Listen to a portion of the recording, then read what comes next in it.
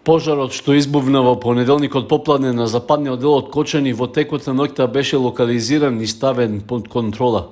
На одделни места во близина на селото Тркање од рано изутрината се уште се забележуваше чад од огнот што зафати шумски појас и нискостеблеста вегетација во пречник од 10 километри. Околу 500 припадници на територијалните противпожарни единици од повеќе градови во државата, од армијата и местно население, учествуваа во гаснењето на огнената стихија. Во изминатото деноноќие таа сериозно ги загрузи населбите на западната страна од градот, поголем број производствени капацитети во зоната лесна индустрија, складот со течни горива и газ на Мак Петрол, како и земјоделски површини со лозови и други насади. Во текот на денот почна увидот на состојбата со куќите и другите објекти што беа зафатени од огнот, за да може општинска комисија за проценка на штети да изготви записник. Ние како локална самоуправа уште рано наутро ги направивме екипи за процена на штетите. Денеска во 12 часот имам закажана седница на Советот со една единствена точка каде што ќе носиме одлука за зголемување на средствата во резервите, се со цел овие наши сограѓани да ги обештетиме колку што е можно и како што реков, како што вчера ја делевме оваа судбина, ќе ја поделиме и оваа судбина со нашите сограѓани. На нас ни се потребни доброволни противпожарни друштва со број на луѓе кои што ќе се обучуваат во мирно време, а во вакви ситуации ќе можат да ни бидат од помош и истите ќе бидат наградени, односно со надокнада. За тоа веројатно ќе бидат потребни и законски измени. На местото каде што огнената стихија беснееше до доцните вечерни часови, по нејзиното стивнување можат да се забележат последиците што се тажни. Изгорена шума, помошни објекти, штали, живина. Дел од животните навреме биле пуштени и сега шетаат по изгорената почва, но дел настрадале од огнените јазици. Состојбата бе теророт, бомби да се паѓале дека е горело.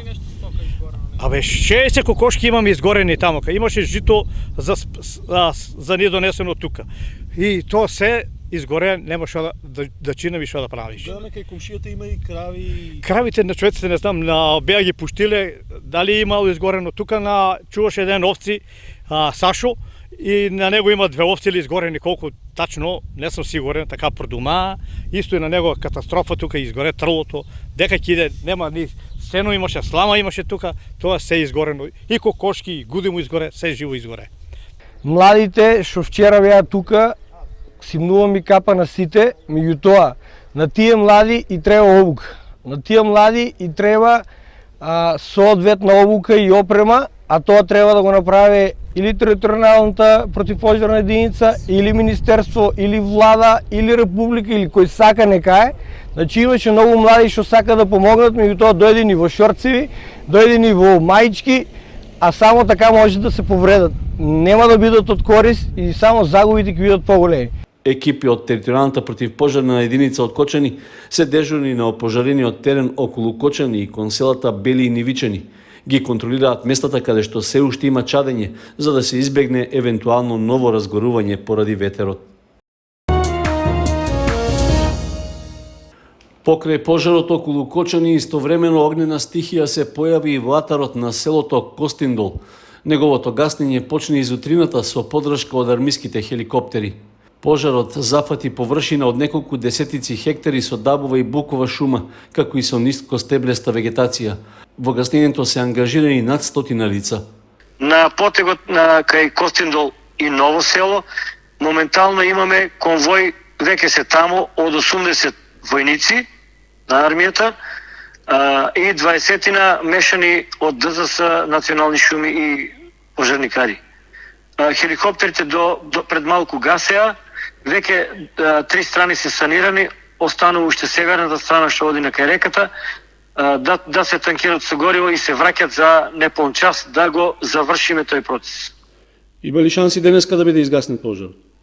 Да се надеваме, ако не дувне ветер, ако се биде волет, да се надеваме на таква една постабилизирана ситуација. Проблем во гаснењето на огнот представува тешко пристапниот терен, но поволност е што ветерот не е толку силен како претходниот ден, што според Паунов им оди на рака на ангажираните во интервенцијата во атарот на Костиндол. Локалната самоуправа на Кочани издвои 2 милиони денари од сопствената сметка, како почетна помош за граѓаните чии објекти и друг имот се оштетени од пожарот. Едногласна одлука за пренамена на средствата во буџетот донесе Советот на општината на воредна седница, на чиј дневен ред имаше само 2 точки. На почетокот од расправата беше прифатена одлуката за формирање стручна комисија за проценка на штетите од огнената стихија. Дополнително беа обезбедени и финансиски средства што ќе се распределат на граѓаните чии објекти претрпеа штета од огнената стихија. Беше речено дека одлуката се носи по кратка постапка, за што побрзо да им се помогне на оштетените. С оглед на итноста на одлуката, вршиме пренамена на средства. Значи, во програмата на Советот постојани резерви ги зголемуваме на 2 милиони денари и се намалуваат во делот на уредување на градежно земјиште. Сметаме дека овој износ за почеток е доволен за првичните штети кои ќе произлезат истите да бидат надоместени. Освен со средства од општинскиот буџет, ќе се бара помош и од државата за да се надоместат штетите на граѓаните. Исто така ќе се бара и дополнителен надоместок на платата за пожарникарите од сите противпожарни единици кои учествуваа во локализирањето на огнот. Пожарот во западниот дел на Кочани зафати куќи и помошни објекти во Белско мало, како и штали со крупен добиток и живина, во кои настрада дел од добитокот.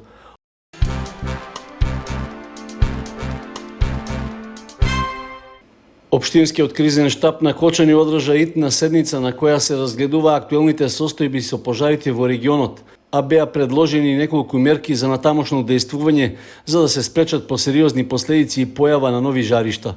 По краткото воведно образложение од градоначалникот Илиев, кој воедно е и председател на кризниот штаб, беа констатирани моменталните состојби според кои пожарот околу Кочани е ставен под контрола и не треба да се очекува негово повторно избувнување. Членовите на штабот, секој од својата област, информираше за досегашните активности и состојбата на терен. Од 19 часот до 22 часот се донесе 9 пациенти со фактички слични симптоми, со пушење, со губиток на свест, со асфиксија, со тежното дишење, со глад за воздух, со пат на тензија. Од тие 9 души, 5 се оставени на болничко лекување со потешки симптоми на кои паѓаше оксигенацијата околу 60%, од 100% до 60%, значи беа за интензивно лекување. Сите пациенти се стабилни и во текот на ноќта, после добивањето на некои инвестигации и состојбата кои се беше стабилна, која беше стабилна состојбата, ги пуштивме на домашно лекување. Значи, денеска немаме ни еден пациент. 40 до 45 лица активно поставени, дел од водоводната екипа за насочување на вода, супирање на вентили, за да се пренасочи целата вода на горниот дел од градот, високите зони, беа сопрени Ромско мало, Траново Трло, Усова Чешма, Оризари, за тој дел од градот да се амортизира ударот за другиот дел. Од друга страна, критична е состојбата во атарот на Костиндол, каде се уште се наоѓаат армиски сили и други лица кои интервенираат на терен. Побарана е нова воздушна подршка со хеликоптерите на армијата за да се спречи проширување на огнот, пред се поради тешко достапните локации од земја. Градоначалникот Илиев информираше дека Министерството за одбрана дало позитивен одговор и хеликоптерите веќе се испратени на втора интервенција во текот на денешниот ден. На крајот од состанокот беа донесени соодветни заклучоци за натамошно дејствување, меѓу кои е и да се определат лица кои во иднина ќе ги координираат активностите за гаснење пожари, особено во случаи кога се вклучуваат и граѓаните. Шумската полиција да врши контрола за влегувањето во шума на луѓето кои што се цивили, да не се дозволува влегување без потреба во шума, освен собствениците на имотите кои што имаат имоти на таквата површина. И од Шумското да дадат информација во врска со потребата за оброци на луѓето кои што се веќе на терен. По состанокот на кризниот штаб, градоначалникот Илиев и командирот на територијалната противпожарна единица Паунов се упатија на теренот кај Костиндол, за да ја согледаат моменталната состојба и да ги координираат активностите што се во нивна надлежност. ВМРО ДПМН организираше пресконференција на која побара одговорност од надлежните поради лошото менаџирање со интервенирањето и гаснењето на пожарот во Кочани. При тоа ги повикаа првите луѓе од власта да си поднесат оставки затоа што не успеале да ги организираат службите, туку ги оставиле граѓаните сами да се справуваат со огнената стихија. Барам одговорност денеска тука да со оваа пресконференција, но како што реков, правните тимови разгледуваат и за луѓе кои што раководат со институциите.